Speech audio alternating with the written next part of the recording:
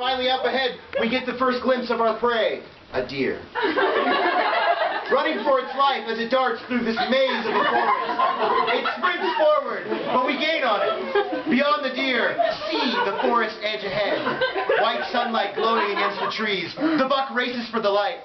We're just behind it, about to emerge from the shadowy darkness. The deer leaps into the light in a high arc, hovering, suddenly slow motion. Against the white glare. Then bam! The deer abruptly plummets out of frame at the unnatural angle, leaving the white glare to fill the screen. Hold on, whiteness. You're good. Don't I get attacked? Yeah, you got it. I'm just a prop. Don't worry about it. Then into the whiteness steps the face of Bella. Eyes closed against the sunlight, absorbing its rays. Long dark hair frames alabaster skin. She's a vulnerable, introverted, imperfect beauty. So I can't bring myself to regret the decision that brought me here to die. The background comes into focus as we realize we're now in Scottsdale, Arizona. Bella stands at the end of a cul-de-sac on the desert's edge, the sun blazing behind her. She bends down and carefully scoops up a tiny barrel cactus into a clay pot. Yeah. I forgot. The decision to leave home. She stares at the cactus in a state of revere. Until three tanned, athletic blonde girls hop into a convertible Mercedes. Their flawless, bought and paid for beauty contrast with Bella's pale naturalness. They wave. They ad-lib superficial good wishes, don't forget to write, or we'll miss you. Bella waves back sweetly, but half-heartedly as she steps off the curb. Have a good... And she trips. When she rights herself, they're already gone. life. Clearly not close friends. Bella's grown-up demeanor and innate intelligence becomes apparent. Scene 3, high school, a series of shots. Bella, never without her iPod, makes her way through kids who stare openly. A few brave ones say hi. They're all talking about her. This is her hell. Bella wanders the walkways, looking for room numbers. Lost. Constance stares at Bella, the outsider.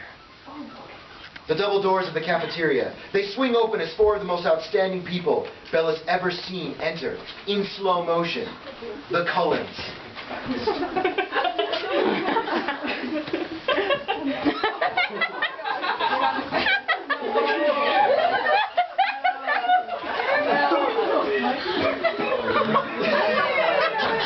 Oh, I lost my spots. The Cullens.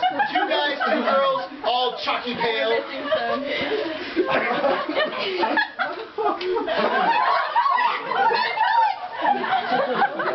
Okay. It's really pale in Washington. All chalky pale, purplish shadows under their eyes, and all dastardly beautiful. They move through the room with effortless grace. Let's see effortless grace. With this, and take a seat at furthest from Bella. Bella leans over to Jessica and Angela. Who are they? Jessica leans in, swinging into gossip mode. Dr. and Mrs. Cullen's foster kids. They all moved down here from Alaska 2 years ago. They kind of keep to themselves. Edward, 17, lanky, with untidy, bronze-colored hair. He seems inwardly turned, mysterious, more boyish than the others, but the most striking of all, Bella can't take her eyes off him. That's Edward Cullen. Suddenly, Edward looks over, as if he heard Jessica from across the room. His eyes meet Bella's, and he seems confused. Bella quickly looks away. He's totally gorgeous, obviously. But apparently no one here is good enough for him. Like I care. She obviously does. Anyway, don't waste your time. I wasn't planning on it. But Bella can't help but peek at Edward again. He's staring at her outright now, with a slightly frustrated expression that unnerves Bella. She hides behind her hair. Scene 4, biology class.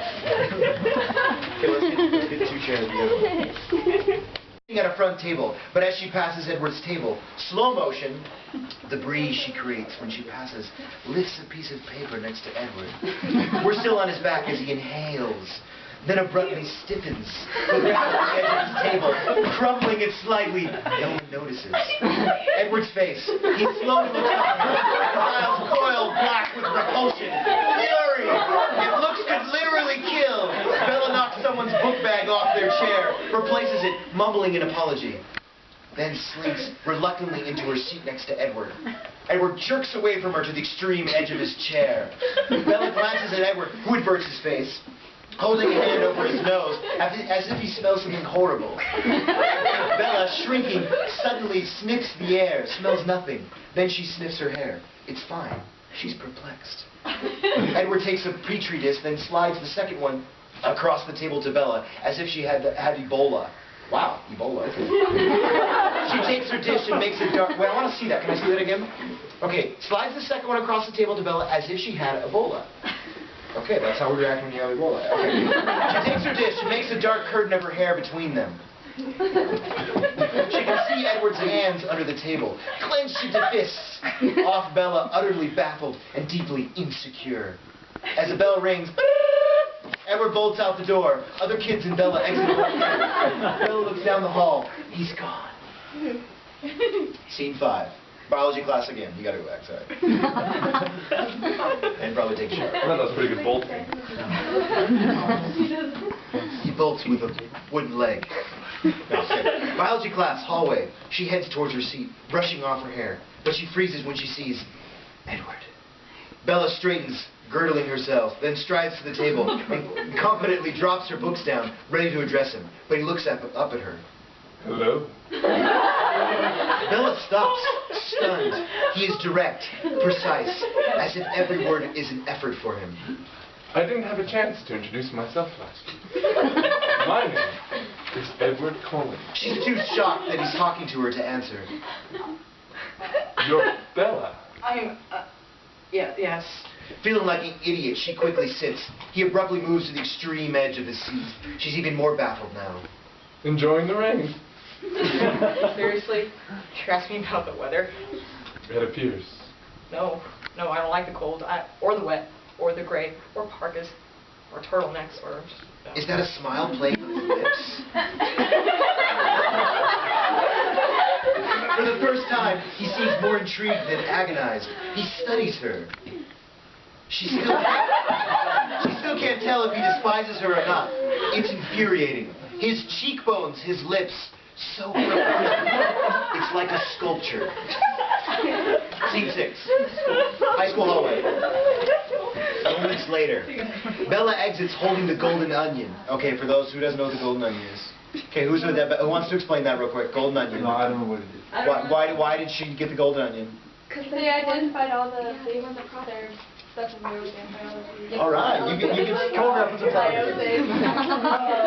Okay, Bella exits holding the golden onion and practically runs into Edward, who is directly in front of her. Why didn't you stay with your mom and your stepdad? He waits for her to answer, studying her as if he's trying to decipher her. She's drawn in by his attention, oddly compelled. All right. Phil's a minor league baseball player, and as he travels a lot, my mother's stayed home with me, but it made her unhappy. So I decided to spend time with my father. But now you're unhappy. No, I just... Bella turns away, embarrassed, vulnerable. I'm just trying to figure you out. You see, you're very hard to read. He's clearly trying to read her now. Their eyes meet again, but now she looks more closely at him.